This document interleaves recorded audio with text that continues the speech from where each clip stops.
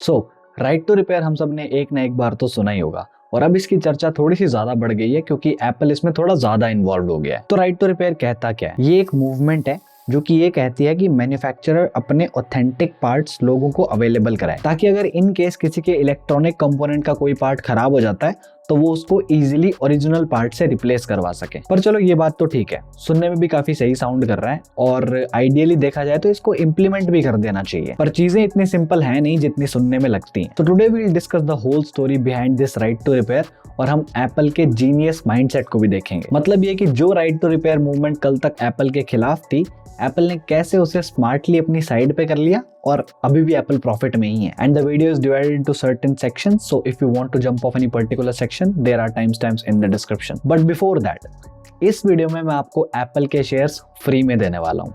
Yes, you heard it right, absolutely for free, so keep watching. तो चलो फिर शुरू करते हैं from chapter number 1।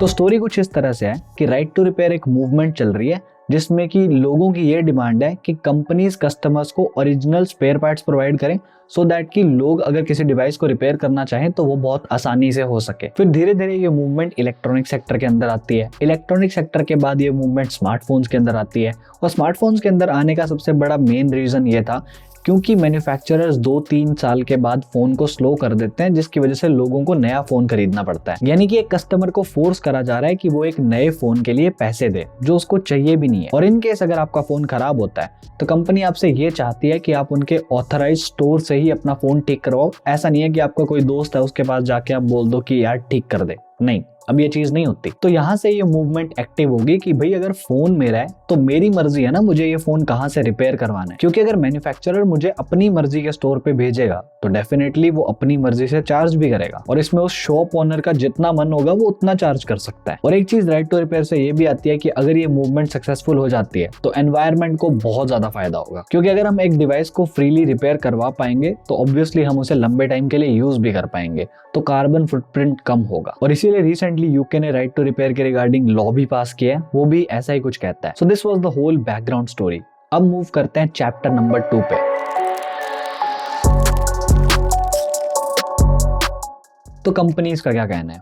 Obviously companies तो इस चीज को अपोज ही करेंगी बिकॉज उनका तो रेवेन्यू वाइज लॉस होगा, और दूसरा एस्पेक्ट ये भी आ जाएगा कि कंपनीज को अपने रिपेयर मैनुअल्स लोगों को देने पड़ेंगे, और हो सकता है उनमें कुछ ऐसी चीजें हो जो कंपनी सबको ना बताना चाहती हो। तीसरी चीज कंपनीज ये कहती हैं कि अगर हमने ऐसे फ्रीली रिपेयर अलाउ कर दिया तो इसमें लोगों की सेफ्टी को भी खतरा है, क्योंकि अगर हमने इंडिपेंडेंट शॉप्स को अलाउ करा तो ना उनके पास मैनुअल्स हैं ना उनके पास ऑथेंटिक पार्ट्स हैं, तो वो फिर फेक पार्ट्स भी डाल के दे सकते हैं जिससे कि यूजर की सिक्योरिटी कॉम्प्रोमाइज होगी ही होगी। और इन सारी कंपनीज में सबसे आगे है एप्पल, क्योंकि वो बोलता नहीं है, वो करके दिखाता है। फॉर एग्जाम्पल एप्पल ने अपना खुद का 5 पॉइंट स्क्रू बनाया हुआ है जो कि वो अपने आईफोन्स के अंदर यूज करता है। Don't quote me on this, I don't know वो लेटेस्ट में करता है या नहीं करता, बट पुराने आईफोन्स के अंदर वो 5 पॉइंट स्क्रू का यूज करता था। अब इस स्क्रू को एप्पल ऑथराइज सर्विस सेंटर के अलावा अगर कोई और खोलेगा तो उसे ऑब्वियसली एक नया स्क्रू ड्राइवर लेना पड़ेगा, और हो सकता है वो इजीली अवेलेबल ना हो, तो at the end of the day customer के पास कुछ खास चॉइस बचेगी ही नहीं। So well done Apple. तो ये सारी चीजें थोड़ी पुरानी थी।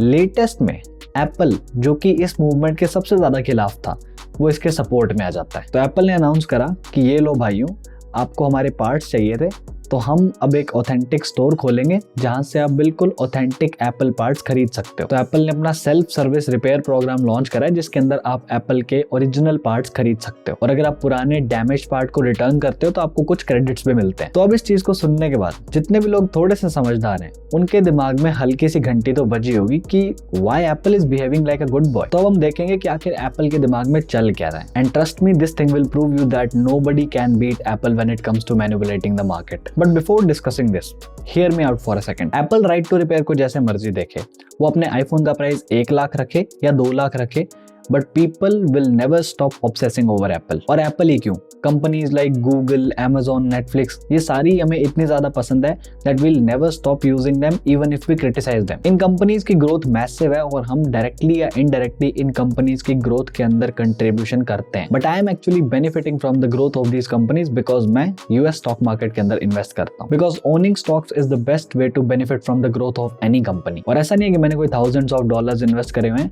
यूएस स्टॉक मार्केट के अंदर अंदर आप फ्रैक्शनल शेयर्स भी खरीद सकते हो। So I have invested a very small amount. पहले इंडिया से यूएस स्टॉक्स में इन्वेस्ट करने पर बहुत सारे चार्जेस इन्वॉल्व थे, पर IND मनी ऐप ने काफी सारी चीजें सॉल्व करी। यहाँ यूएस स्टॉक्स बाय और सेल करने पे कोई चार्जेस नहीं है। अकाउंट ओपनिंग से लेके मेंटेनेंस फीस से लेके ब्रोकरेज तक सब फ्री है और आपको सबसे अच्छे एक्सचेंज रेट्स भी मिलते हैं। And now comes the best part. अब क्योंकि चैनल के 100 के सब्सक्राइबर्स कंप्लीट होने वाले हैं, so I wanted to do something for the community. So IND money के साथ मिलके मैं आपको एप्पल के शेयर्स फ्री में देना चाहता हूँ। बस डिस्क्रिप्शन के लिंक से आपको IND मनी को डाउनलोड करना है। साइन अप करके आपके रिवॉर्ड सेक्शन के अंदर आपको एप्पल के शेयर्स फ्री मिलेंगे। और अगर आप प्ले स्टोर या ऐप स्टोर से IND मनी को इंस्टॉल करते हो तो आप MT एप्पल कोड भी यूज कर सकते हो। तो जितना भी सपोर्ट आपने दिखाया ये बस एक छोटा सा गिफ्ट है उसके लिए। So now let's move on to the chapter number 3। Let me tell you a story. iPhone 13 के रिलीज के बाद ये रूमर्स आ रहे थे कि आप iPhone 13 की स्क्रीन खुद से रिप्लेस नहीं कर सकते क्योंकि उसके बाद फेस आईडी काम नहीं करती। तो ऑब्वियसली उसके बाद लोग क्यूरियस हो गए और लोगों ने पोस्टमार्टम करना शुरू कर दिया। तो एक चैनल है फोन रिपेयर गुरु, उन्होंने अपने पोस्टमार्टम के अंदर ये पाया कि अगर आप अपने iPhone 13 की स्क्रीन को एक इंडिपेंडेंट रिपेयर शॉप से, जो कि एप्पल ऑथराइज नहीं है, वहां से अगर आप उसको ठीक करवाते हो तो फेस आईडी काम नहीं करेगी। चलो ये तो समझ आता है, लेकिन इसमें ट्विस्ट ये है कि अगर आप ओरिजिनल iPhone 13 की स्क्रीन भी ले आओ नई और अपनी पुरानी वाली से रिप्लेस करो तो भी फेस आईडी काम नहीं करेगी। मतलब उस फोन को वही स्क्रीन चाहिए जो उसके साथ में आई थी, कोई और नहीं चलेगी। इसका मतलब अगर आप ओरिजिनल पार्ट भी लेके जाओगे तो भी आपकी फेस आईडी नहीं चलेगी। Come on Apple, how much money do you want? Face ID आपकी तभी काम करेगी जब आप अपनी स्क्रीन को एक एप्पल ऑथराइज्ड स्टोर से रिप्लेस करवाते हो। पर आखिर उस फोन को पता कैसे चलता है कि ये स्क्रीन मेरी है और ये मेरी नहीं है? ऐसा कुछ तो सीक्रेट इंग्रेडिएंट एप्पल ने डाला ही होगा जिसको लिंक करके उस फोन को पता लग जाता है कि ये स्क्रीन मेरी है और फेस आईडी चलानी है। और वो जो सीक्रेट सॉस है वो एप्पल के ऑथराइज्ड स्टोर्स को ही बताया गया हो। एक्चुअली इतनी बड़ी भी कोई बात नहीं है, बस माइक्रो कंट्रोलर रिप्लेस करना था, फेस आईडी काम कर जाती। पर ये माइक्रो कंट्रोलर रिप्लेस करने वाला जो प्रोसेस होता है ये काफी कॉम्प्लेक्स होता है और इंडिपेंडेंट रिपेयर शॉप्स के लिए तो ये और मुश्किल हो जाता है क्योंकि उनके पास तो कोई मैनुअल्स भी नहीं होते। On the other hand Apple authorised stores के पास एक सॉफ्टवेयर होता है जिससे कि उन्हें कंट्रोलर रिप्लेस नहीं करना पड़ता, वो कुछ न कुछ करते हैं और उससे वो फेस आईडी चल पड़ती है। ऑल्दो एप्पल ने इस चीज से बैक ऑफ कर दिया है, उन्होंने कहा है कि ऐसा कुछ नहीं होगा आपसे, हम एक सॉफ्टवेयर अपडेट रिलीज करेंगे जिससे कि थर्ड पार्टी रिपेयर शॉप से भी फेस आईडी चल पड़ेगी। बट ये करा गया था कुछ क्रिटिसिज्म और प्रेशर के बाद। अब अगर आपको ये चीज ईविल नहीं लगती तो मुझे नहीं पता और क्या होता है। So now the elephant in the room, chapter number 4।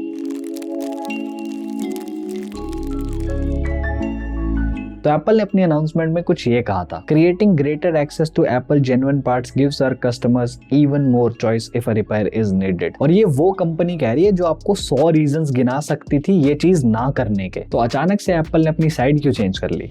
Actually काफी सारे रीजंस हैं, एक एक करके डिस्कस करते हैं। नंबर 1, मई के अंदर फेडरल ट्रेड कमीशन ने एप्पल को स्पेसिफिकली कॉल आउट करा था। मतलब उन्होंने ये दिखाया था कि कैसे एप्पल कुछ टेक्निक्स का यूज करके इंडिपेंडेंट शॉप्स के बिजनेस को हार्म कर रहा है। उन्होंने ये भी कहा था कि एप्पल अपनी सर्विस मैनुअल्स को रेस्ट्रिक्ट करके रखता है, मतलब कि इंडिपेंडेंट रिपेयर शॉप्स को तो वो अवेलेबल नहीं होती, एप्पल ऑथराइज्ड सेलर्स को ही अवेलेबल होती है। और अगर कोई उन्हें ऑनलाइन अपलोड कर देता है तो एप्पल उसे कॉपीराइट नोटिस भेज देता है। तो पहला रीजन था फेडरल ट्रेड कमीशन के रडार के अंदर आना। रीजन नंबर 2, 1-1.5 महीने बाद जुलाई के अंदर बाइडेन एडमिनिस्ट्रेशन ने भी अनाउंस कर दिया कि वो इस रिपोर्ट के ऊपर काम करेंगे और वो एक नया लॉ लेके आएंगे जिससे कि वो एप्पल जैसी कंपनीज को फोर्स कर सकें ताकि वो कस्टमर्स को अपने डिवाइसेस रिपेयर कराने का फ्रीडम दे सकें। तो बाइडेन एडमिनिस्ट्रेशन कुछ करे उससे पहले एप्पल ने ही स्टेप्स ले लिए सो दैट कि खतरा कुछ कम हो। और उसके बाद स्टीव वॉजनियाक जो कि एप्पल के को फाउंडर थे, उन्होंने भी अपना ओपिनियन दिया और वो राइट टू रिपेयर मूवमेंट के साथ ही थे। उन्होंने कहा कि लोगों को अपना हक ऑब्वियसली मिलना चाहिए। तो ये तो थे कुछ फैक्ट्स। अब थोड़ी सी अजम्पशंस देखते हैं। पहली ये कि अब शायद एप्पल का रिपेयर के मामले में अपने कस्टमर्स के साथ रिलेशनशिप थोड़ा ठीक हो जाएगा, but there is a catch. Apple इतनी आसानी से हार मानने वालों में से बिल्कुल भी नहीं है। अब क्यूरियोसिटी इस चीज की है कि वो कंपोनेंट्स का प्राइस क्या रखेगा, कि जो स्क्रीन आपको बाहर 10 रुपए की मिलती है एप्पल उसको 8 की बेचेगा या 15 की, पता नहीं। और अब अगर एप्पल ने सोच ही लिया कि मुझे प्रॉफिट बनाना ही है तो वो क्या करेगा, वो कंपोनेंट की कॉस्ट बढ़ा देगा और इफेक्टिव कॉस्ट रिपेयर की कम कर देगा। फॉर एग्जांपल, अगर आप एप्पल की ऑथराइज्ड रिपेयर शॉप से अपनी स्क्रीन रिप्लेस करवाते हो तो लेट सपोज आपका टोटल कॉस्ट लगता है $150। इसमें $70 की स्क्रीन है और बाकी सारे वो शॉप वाले अपने काम के पैसे लेते हैं। और यही काम अगर आप बाहर थर्ड पार्टी स्टोर से करवाते हो तो इफेक्टिव कॉस्ट आपकी कम लगेगी, क्योंकि स्क्रीन तो $70 की रहेगी लेकिन वो आपसे $30-40 ही लेंगे काम करने का। तो जो नेट कॉस्ट आएगी वो अराउंड $110 आएगी। पर ये तो अब होता ही नहीं है, क्योंकि एप्पल ने तो नेक्स्ट टू इम्पॉसिबल कर दिया थर्ड पार्टी रिपेयर करना। तो अब जब आप एप्पल के इस नए स्टोर पे जाके उस स्क्रीन को खरीदोगे तो हो सकता है वो स्क्रीन आपको $90 की बेचेगा। और जब आप उसको किसी थर्ड पार्टी स्टोर के पास लेके जाओगे कि भैया मेरे पास ये स्क्रीन है, इसको रिप्लेस कर दो, तो वो तो अपना सेम $40 चार्ज करेगा, बिकॉज उसका तो काम के पैसे हैं। तो इफेक्टिव कॉस्ट कितनी हुई? $130। आप सोचोगे कि चलो $20 तो बच ही रहे हैं, स्टोर पे 150 लगते हैं। पर on the other hand Apple ने आपको वो स्क्रीन बेच के $20 का फायदा तो निकाल ही लिया ना। अब ये एक काफी रफ एस्टिमेट सिचुएशन बनाई है मैंने, और ऑब्वियसली इसमें बहुत सारे फ्लॉज हो सकते हैं। So these are some reasons that are bad guy is turning into a good one. पर अगर एप्पल अपनी कोई टैक्टिक्स ना लगाए और अगर हम इस चीज का एक पॉजिटिव इम्पैक्ट देखें तो वो बहुत अच्छा है।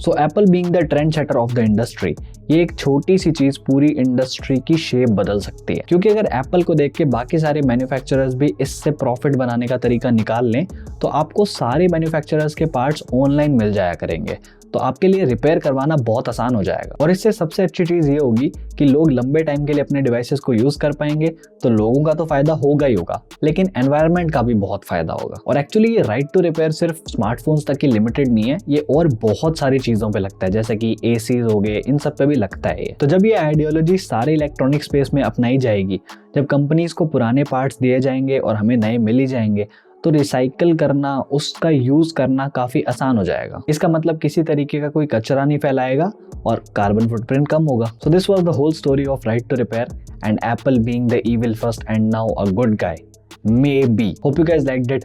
बाकी आप डिस्क्रिप्शन से आप IND मनी को डाउनलोड करके अपने एप्पल के फ्री शेयर्स क्लेम जरूर करना। Remember the code MTApple। और IND मनी को ओवर 2 मिलियन इंडियंस यूज करते हैं, और आप भी अपनी फाइनेंशियल लाइफ को ट्रांसफॉर्म करने के लिए इसको जरूर डाउनलोड करो। So yeah, this is it from my side. Thank you so much for watching.